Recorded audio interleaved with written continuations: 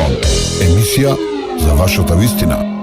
Имаме успешен попис, нема причини тоа да не биде и понатаму така до крајот на пописот. Граѓаните ги прифаќаат со задоволство нашите попишувачи. Тоа мене највеќе ме радува, бидејќи сите очекувања наши дека може да се случи да имаме проблем. Претходно имаше и повик од одредени политички партии за бојкот, да не отварат врата на попишувачи и така натаму. Такви случаи беа ептен малку минорни, може да се броја што се вика на две раце. 10-20 на случаи такви. Излегува некои бројки според динамиката, може да се предвиди колку ќе брои Македонија, 1.800.000, или тоа се само спекулации? 90.000 па и 100.000 просекот е на попишување на ден.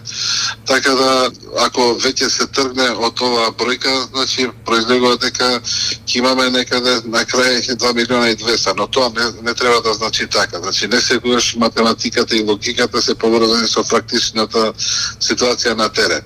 Имајте предвид дека сите останати пописи кои ги правите во редовни ситуации, во редовни состојби, трае 15 дена. Овој пат пописот трае 25 дена во време на пандемија. Значи од теренот не може да кажете дека иде кон, да речеме, по 100.000 дневно и тоа ќе продолжи се до крај, до 30 септември.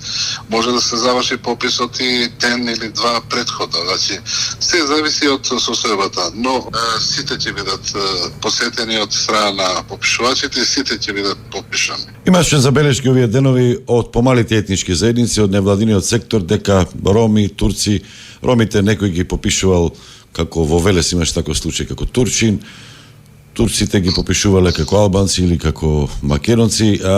Како тоа го проверувате и како ги отстранувате тие забелешки? Значи, има спекулации во јавност, во медиумите, дека некој, да речеме, попишувач на терен, отишол па наместо да го попише како ром, го попишал како турчин и така натаму.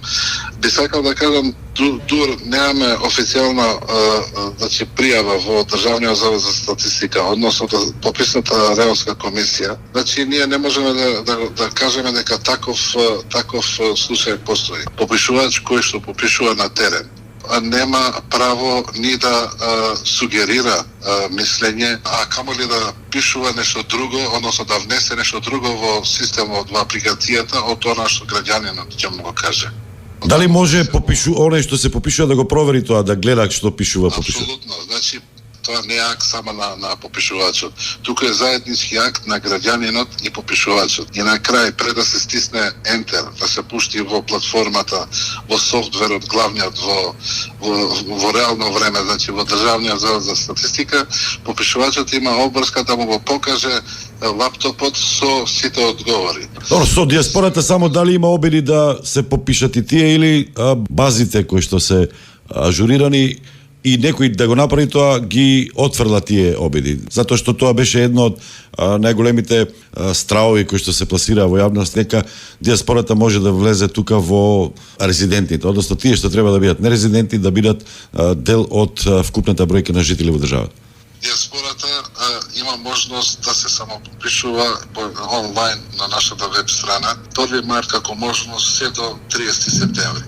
Но, доколку некој наш државјанин кој што живее и работи во странство не се попишал досега, може да му ги достави сите потребни податоци на негов близок дома. Сега што се случува, да речеме во случај доколку некој наш државјанин се попишал и онлайн во диаспората и го попишале, значи тука и неговите блиски тука. Значи не се секирајте, тоа не е двојно, да речем, попишување. Нема да се рачуна, да се смета за две попишувања, за две лица. Со цел да возможиме сите да бидат опфатени, подобро да кажеме два пати да се попише еден човек, а апликацијата ќе сочува само попишувањето што сте го направиле вие сами. А доколку не сте попишани, ќе се брои само попишувањето што ве попишале ваши блиски во Република Северна Македонија. А тоа со нерезидентно и резидентно население? Три категории на попишување на лица. Резидентно население, кој што живее, значи и работи, родени, живее и работи во Република Северна Македонија, па и странци кои што се наоѓаат, значи повеќе од 12 месеци во Република Северна Македонија. Вкупно нерезидентно население се сметаат нашите државјани, родом и така натаму по потекло од Република Северна Македонија, кои што имаат, поседуваат матичен број, и трета категорија на вкупно попишено население. Ке го потребите ли врзаниот подпис? Многу се крена врева околу тоа. Треба да се подпишете со вашиот директор. Какви ви се односите? Добри се или заладени се? Јас и директор не сме дојдени тука да следуваме лични односи, лични состојби и така натаму. Туку ние сме, значи, возрастни луѓе кои што сме прифатиле да бидеме дел на еден процес каде што треба да се работи, значи, на спроведување на закон. Во случај само доколку увидам дека никаде не се спроведува законот, бидете сигурни дека ќе направам проблем, ќе дигам джева, ќе правам бука и тоа ќе го објаснам во јавноста дека нешто не е направено согласно закон.